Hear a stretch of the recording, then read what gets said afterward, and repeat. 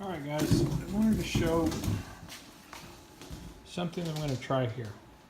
Here's where I want to put it. This is the block from the easy release thing, whatever. Those two are the original self-tappers. These guys were in there. Went ahead and got some flatheads. Number 14, 2 inches. Zinc. They have the little space here, which is fine because I'm going to be putting them in here, you know, so it's fine. So I don't have to drill 2 new holes because they match up perfectly. So that's going to work out pretty good. But this guy here won't keep it even or whatever. So when I put the clamps on here, they won't close. So I'm going to put the spacers and I'm going to bring it up just a little bit so this won't be an issue. So I'll show you how it all pans out in a bit. That's how far I am from that edge. Say about right there. It's about ½ an inch from the gunnel, I guess you would say. But from this side, from there I'm like about 1 inch. That's coming right out of the gunnel there. This right here, this little black thing you see here is the level, where the pick up the boat, the jack. So where this hits the gunnel is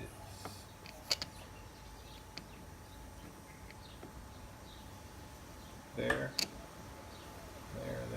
So about, let's say, ½ an inch, right? Except right here, like this point right here at this edge, this goes back to half. This goes a little less than half. This is the part that I'm going to be worried about right here. But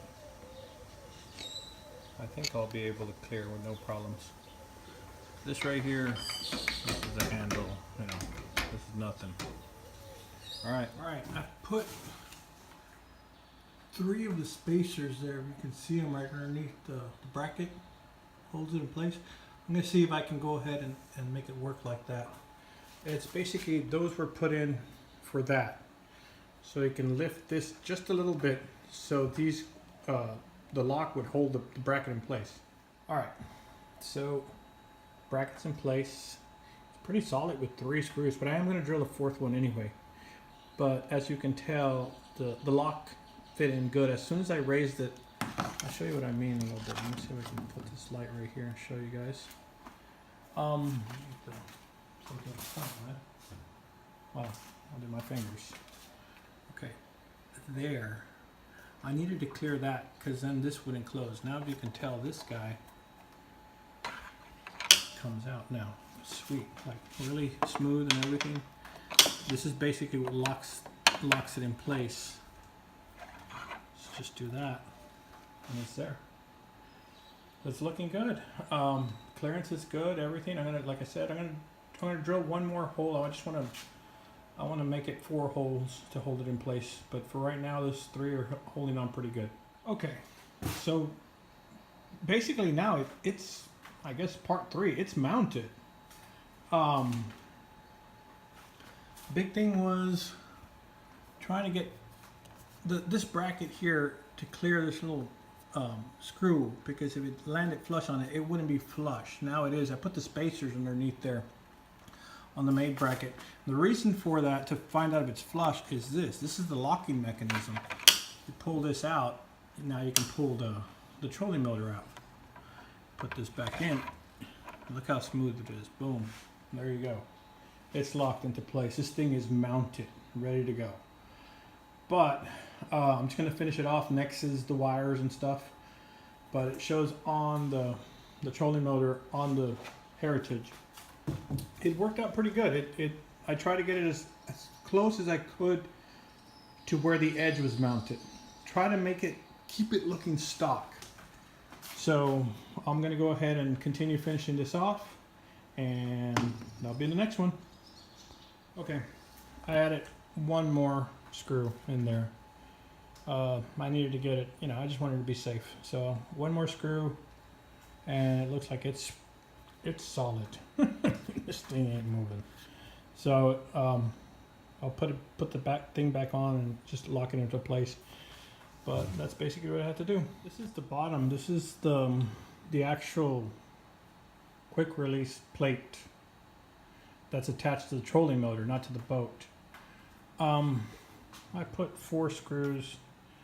You got to put this other one because that's what holds this little guy in place. So I'm going to go ahead and put this guy in. While I'm here, I'm going to go ahead and put that guy in there. I have all 6 on there. Just do it right. But just a heads up how that works, this little thing. Got to put this guy in there. I'm going to put the bolt on the back. Oh, should be good to go. Minn Kota Terrova, 50-pound, mounted. Finally, jeez. Well, I used 2 of the existing holes and I drilled 2 new ones on there. And this clears out pretty good, so, you know, I'm going to go ahead and cover these other holes that stayed behind. I got 4 holes to cover, probably cover them with JB Weld or something. So other than that, it's looking good.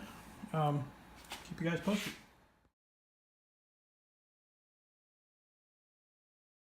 All right, next stage, what I'm doing here is the transducer cable that supposedly was with my stock Lowrance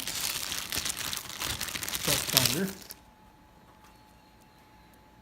That goes into the Lowrance. This goes into the cable from the Terrova. This makes sense, right? Shed some light on that. Let's see what we get. All right, there we go. So let's see if we can get this thing going the way it's supposed to.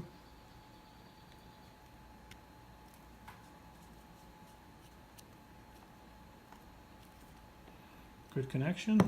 Did pretty good. I'll run this out there to the other one. All right, time for the power. So what I've done is, in the boat you have the quick connect that connects to the receptacle. Well, I'm not going to use that. I'm going to leave this down. I disconnected the quick connect from here, and I went ahead and simply cut the line here, cut it. This guy's still live, so I disconnected it and cut it here, and I'm gonna go ahead and get these crimpers here, or these wire connectors, and I got them at Lowe's, and that's what I got. It's butt splices, waterproof, 12 to 10 gauge. So I don't know how much it were, but that's the number if you need it to get it at Lowe's. That seems to work pretty good, at least from this end.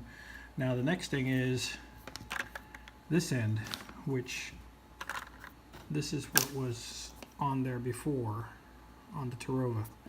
So this is coming out of the Terrova. I'm gonna put these 2, you know, red with red, black with black, put them in there, and then attach it to here. So that's next.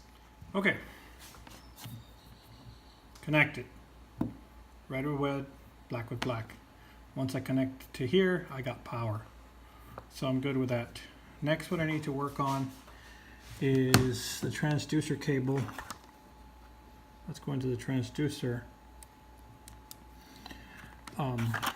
Obviously I showed you how I made that connection. This goes to the back of the transducer.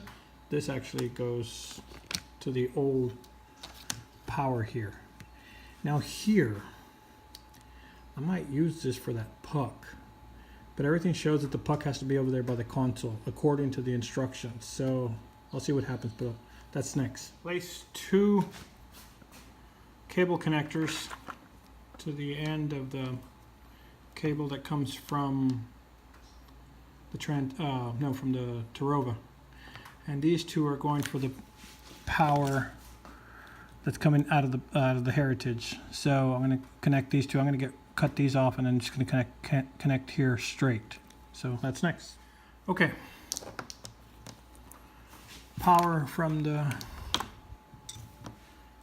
transducer cable has been achieved. Essentially now is basically, this guy is just going to be decoration piece for now. He's not going to, I want to leave him there just in case if I do get the connector, I can go ahead and use that later and plug it in. So, which means I can reuse this. That's why I've left such a long strand here. So just in case if I have to use this again and reattach it to here to this original one, I can. And on this one coming from the Terrova, I can attach the actual receptacle that fits in there, you know, to make it look, try to make it a stock looking. So now it's just basically plugging that into that and I'm good. So that's the next step. Okay, so the main power cable has been connected. I routed it in there, just kind of tuck it away. Same thing for the depth finder cable, tucked away in there. These two are the ones that are just going to be put aside. I'm going to go ahead and clean up all this crud and we'll watch what happens on the next one. Because, you know, you want it to be clean before you finish. All right. Before and after. Went ahead and cleaned up a little bit of the carpet, you know, make sure it's clean. Go ahead and replace the panel now. This panel's going back on. So that's next. All right. That's with the panel back on. All cables going. As you can tell, the power is direct connect. I can disconnect it if needed. I just got to go ahead to take this panel off to disconnect it. There's the connection for the stock depth finder that utilizes the built-in transducer on the Terrova. So the next thing is I'm going to just clean up this little area here and I'm going to add the pedal next. Stay tuned. Okay, so it's installed. Got the foot pedal in place. It's loose right now because I'm just going to go see where I want it and stuff. Maybe I'll bolt it down, but it's pretty low profile. Works out pretty good. I haven't used it. I haven't heard good things about it, so I'll keep you guys posted on that. Everything else is in play.